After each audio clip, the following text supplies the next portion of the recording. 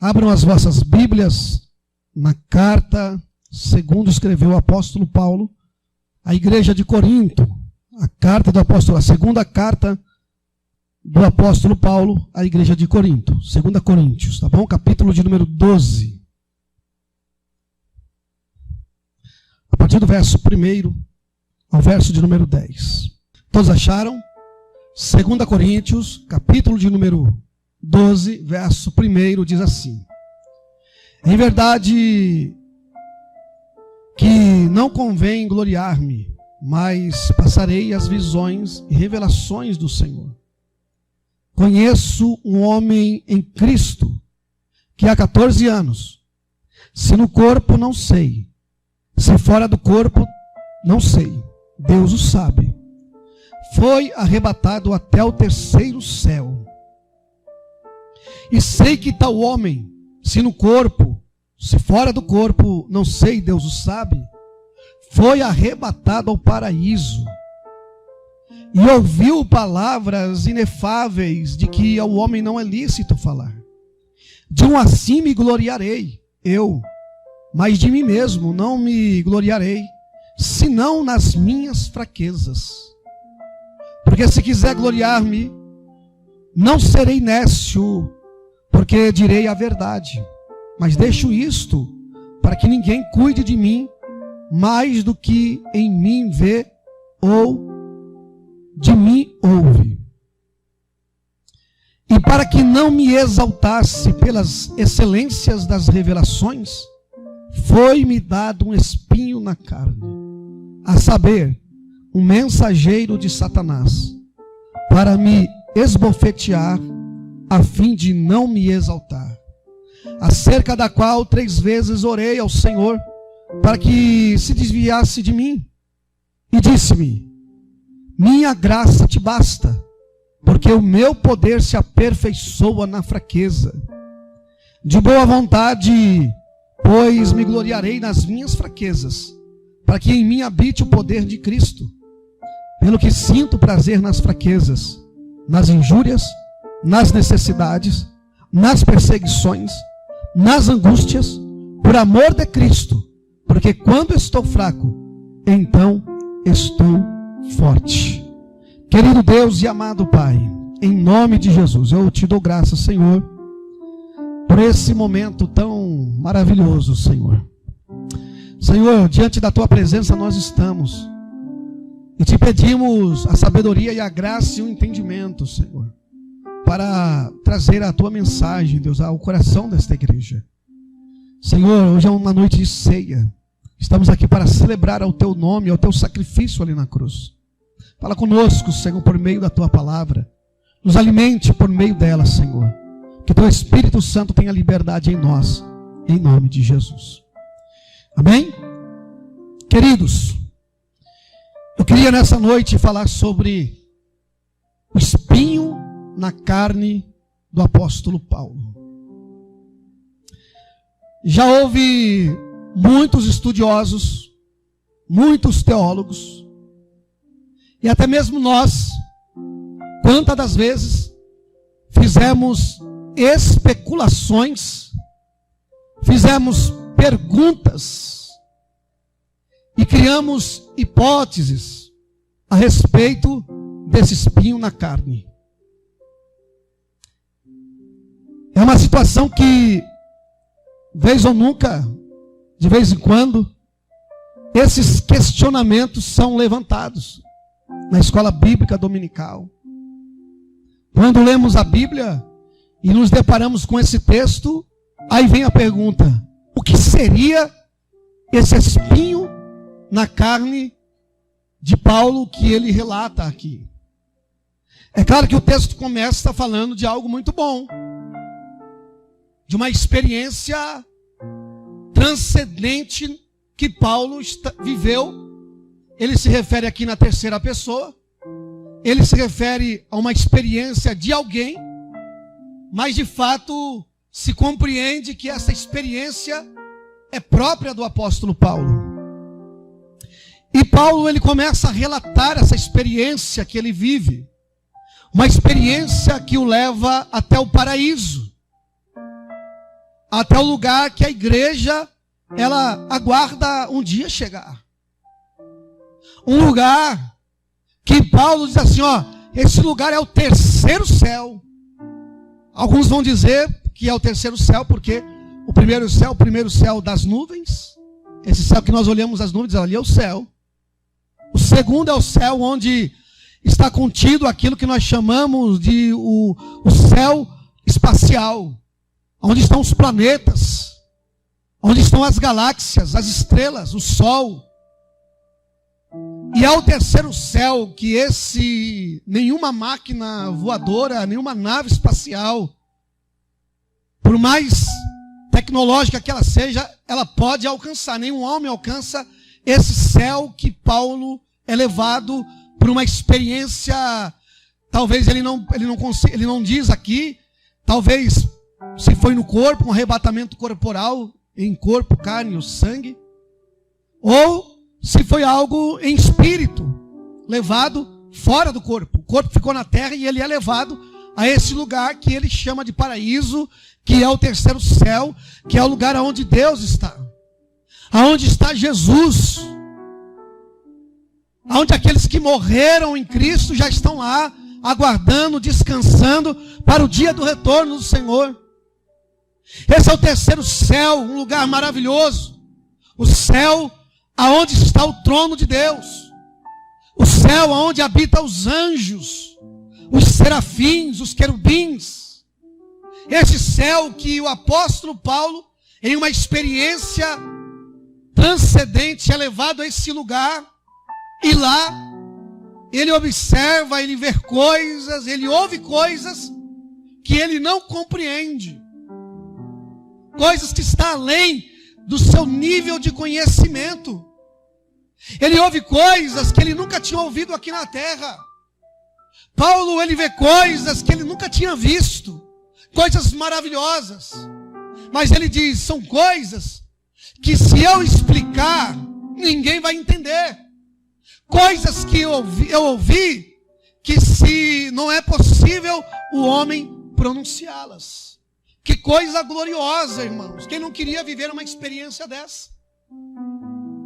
Quem não queria viver uma experiência transcendente, seja por meio do corpo ou fora do corpo, um arrebatamento espiritual, uma visão, e ver as coisas celestiais, ver o trono de Deus? Muitas pessoas já viveram isso. Biblicamente falando, quantos homens foram levados a lugares no Antigo Testamento, viram coisas inexplicáveis.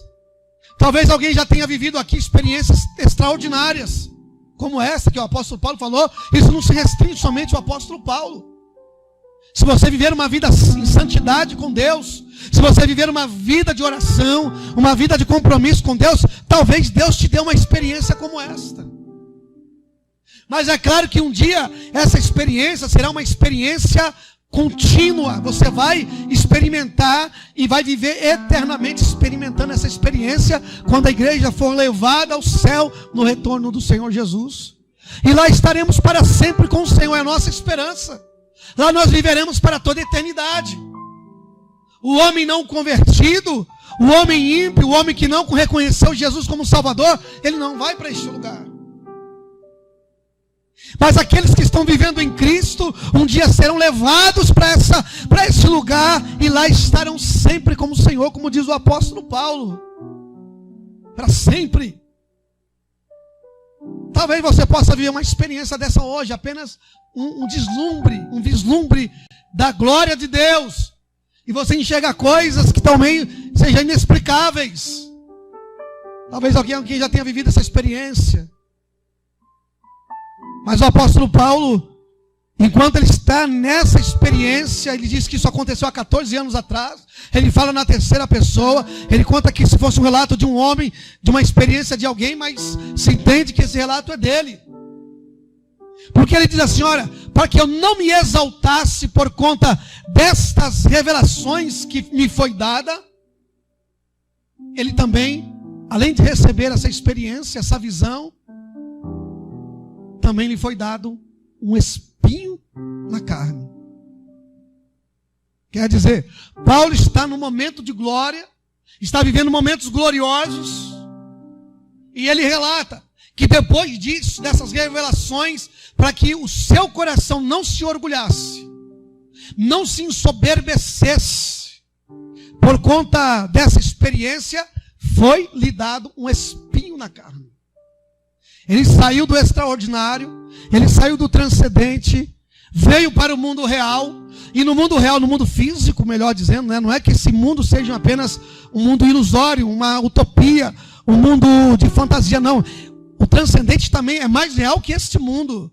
Mas enquanto vivemos na carne, no físico, a gente não experimentamos esse mundo na sua totalidade. Mas quando nós viemos para a nossa realidade, nós passamos a enxergar o mundo ao nosso redor e fazemos comparações. E a nossa experiência na existência é difícil comparada àquilo que vivemos na glória, até mesmo nas coisas que nós vivemos na igreja. Um momento como esse de ceia. Você está aqui, você se esqueceu dos seus problemas, você se esqueceu das suas dificuldades. Mas quando você retornar para o seu mundo real, melhor dizendo, né? Não que nós não estejamos nesse mundo real, mas quando você voltar para o teu cotidiano, para a sua casa, lá o seu casamento, lá o seu emprego, lá a sua família, você voltará à realidade. E nessa realidade você vai perceber que você também tem um espinho na carne. Que quando você chega lá, que você viveu aqui um momento como esse, de glória, de palavra, de presença de Deus, você retorna para a sua casa, amanhã, o seu dia, a sua jornada, e você vai perceber, lá eu tenho um espinho na carne. E as especulações do apóstolo Paulo são variadas. Eu vou citar algumas aqui, depois rapidamente eu vou falar de algumas que a gente vivenciamos. E eu termino a mensagem. Nas especulações, nas hipóteses, alguns vão dizer que eram tentações que o apóstolo Paulo sofria. Chegam a dizer coisas absurdas do apóstolo Paulo sobre tentações carnais. Mas isso é refutado na própria Bíblia. Em 1 Coríntios capítulo 7, versículo 7, quando ele diz da pureza sexual, ele diz assim, ó, eu queria que os homens, as pessoas, fossem como eu, não casassem. Que permanecessem nessa pureza. Porque eles sabem que é difícil casamento, irmão. Vida a dois é difícil. Isso não é um espinho na carne, é uma coroa de espinho igual de Jesus, irmão. Brincadeira, irmãos. Casamento é difícil. Às vezes é espinho na carne. Mas ele é refutado. Porque Paulo vivia uma vida de pureza sexual. Eu queria que todos fossem como eu. No casasse, permanecesse puro. Então não havia uma tentação. Não que Paulo não passasse por, mas não havia tentações escabrosas que as pessoas colocam, cabeludas que as pessoas colocam do apóstolo Paulo. Chegou a dizer coisas absurdas. Também outros dizem que seriam as perseguições, a violência que o apóstolo Paulo viveu, as humilhações. Alguns especulam, e esse chega muito mais próximo, esse espinho na carne, que possa ser real, possa ser verdadeiro, é que dizem que o apóstolo Paulo tinha uma doença. E as pessoas vão dizer que essa doença era dos olhos. Em Gálatas, capítulo 4, Paulo vai dizer que os Gálatas haviam recebido ele, mesmo na fraqueza da sua carne, por conta da sua doença, eles receberam o apóstolo Paulo como um anjo de Deus. Talvez o apóstolo Paulo, que dava os seus lenços para que pessoas sejam curadas, ou fossem curadas, que orava pelas pessoas e as pessoas eram curadas, mas quando ele voltava à sua realidade de vida física, ele via que ele tinha uma enfermidade que não era curada. Você vem na igreja, você prega sobre cura, sobre milagre, mas você não vive. Não é hipocrisia. Às vezes é um espinho na carne. Tem gente que é usada tremendamente na cura, mas tem doenças. Espinho na carne. Às vezes aconselhamos casais. Não só eu, talvez vocês aqui lidam com situações, aí você olha para a sua realidade de casamento também, você vê que também tem dificuldades, tem tribulações, tem dificuldades terríveis. São os espinhos na carne. Você ajuda o casal fica bem, fica legal, está tudo certo. Aí quando você olha para a tua realidade de casamento, você desanima. Falei, meu Deus, ajudei o fulano, ajudei a fulano. Tão bem e eu estou mal. Você ora por pessoas, as pessoas são abençoadas, prosperam, e você fica lá naquela situação ruim, dificultosa, problemática. Então havia uma doença, capítulo 4, versículo 14. Ele diz que o povo recebeu ele com muita alegria, como um anjo de Deus. E o texto também nos diz, e nos deixa claro que também poderia ser um inimigo pessoal. Porque ele fala que esse espinho na carne era um mensageiro de Satanás. Poderia ser um espiritual? É espiritual, sim.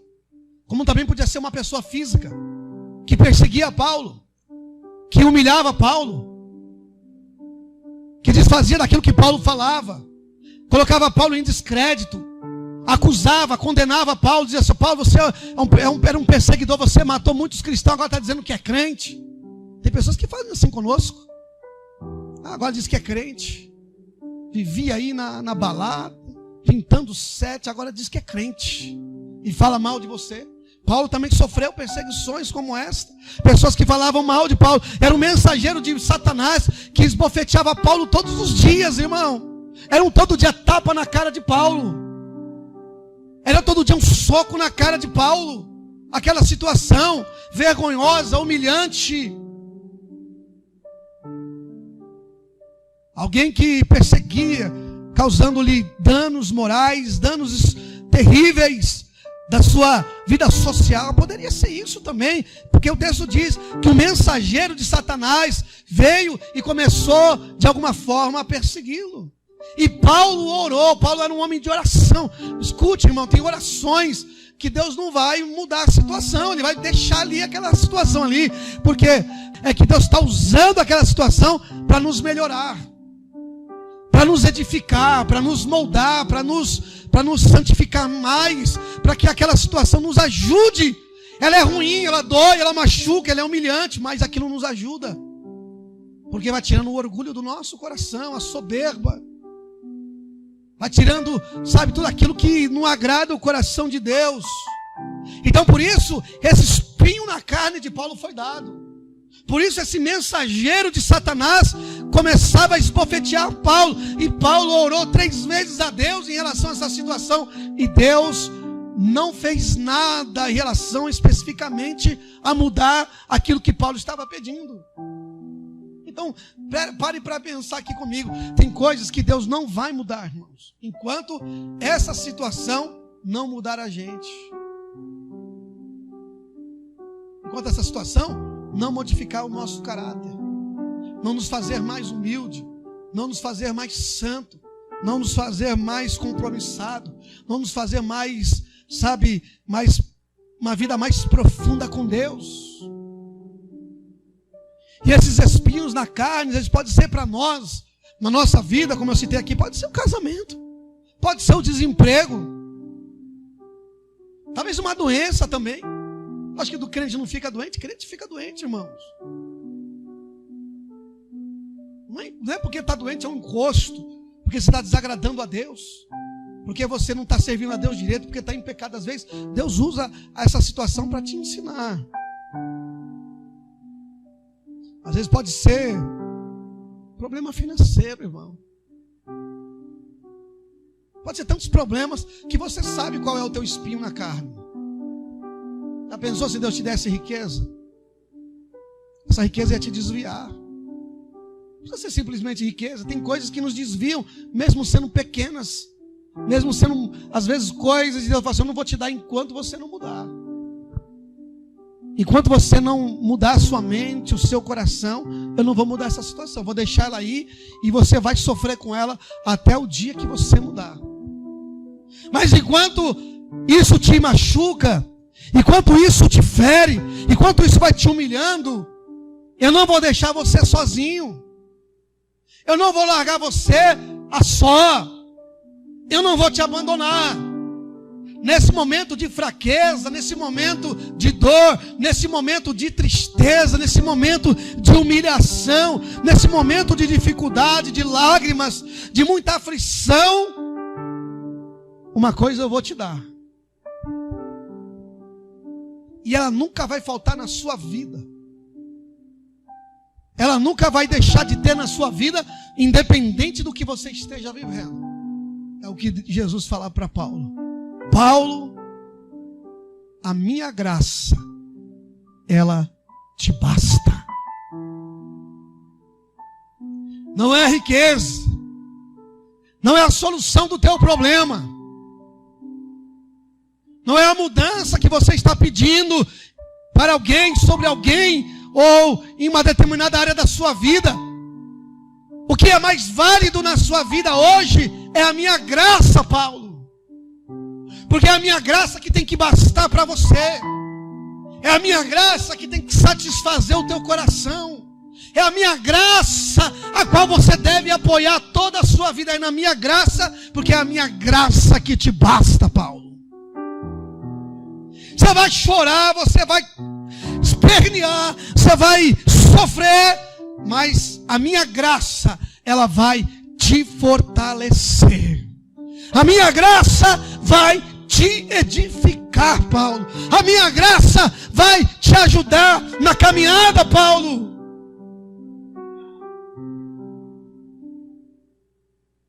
Então por isso Deus, Jesus falou, fica em paz, porque é a minha graça que tem que valer na sua vida hoje. É a minha graça que te fortalece. É a minha graça que te faz crescer. É a minha graça que me faz eu me relacionar contigo, Paulo. É a minha graça que me faz, Paulo, eu te dar experiências. É a minha graça, Paulo, que eu uso esses problemas, essas dificuldades para ajudar você, Paulo, no teu crescimento espiritual. E o objetivo de que a graça, de que esse espinho e de que esse mensageiro de Satanás é para que a graça de Deus fortalecesse Paulo, fosse satisfeita na vida de Paulo. Para que o poder, olha só o que Deus quer fazer. Para que o meu poder, Paulo, seja aperfeiçoado na tua vida. Olha isso, irmãos. A graça tem um objetivo. Para que o poder de Deus seja aperfeiçoado na tua vida. Como? Na tua fraqueza, naquilo que faz você chorar, naquilo que te entristece, porque Paulo vai relacionar aqui, irmãos. Olha o que queria no coração de Paulo. Isso aqui é um absurdo para o mundo humano, para o mundo social, para a lógica humana. Isso é um absurdo que Paulo fala. Ele fala assim, eu vou me gloriar, não é mais nas revelações, nas coisas que eu posso fazer na obra, no que eu posso exercer no ministério, nem nas experiências espirituais, nem nos meus dons. Eu vou me gloriar sabendo o quê? Nas minhas fraquezas. É nisso que eu vou me gloriar. Nas minhas necessidades. É isso que ele está dizendo aqui, ó. Pelo que eu sinto prazer nas fraquezas. Coloque uma coisa aqui, não é na fraqueza do pecado carnal, do pecado em si. É nas fraquezas de condição de vida que nos faz muitas das vezes sofrer em alguma área.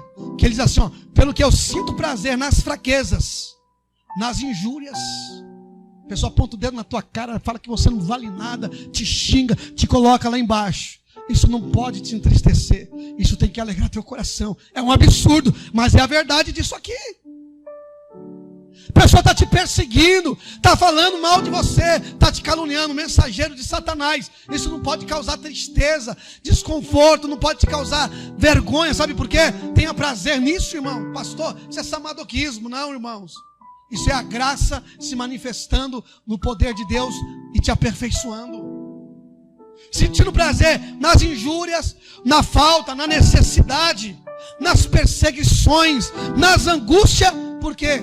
Por amor de Cristo. Aí ele fala assim, por isso, quando eu estou fraco, é porque então estou forte. Então quando você acha que está perdendo, não, irmão, você está ganhando. Quando você acha que você está caindo, não, Deus está te levantando. Quando você acha que está sendo humilhado, não, Deus está honrando você. Quando você acha que está sendo perseguido, não, as pessoas estão vendo Deus na sua vida e o poder dele sendo aperfeiçoado sobre você. Você pode dizer amém, meu irmão?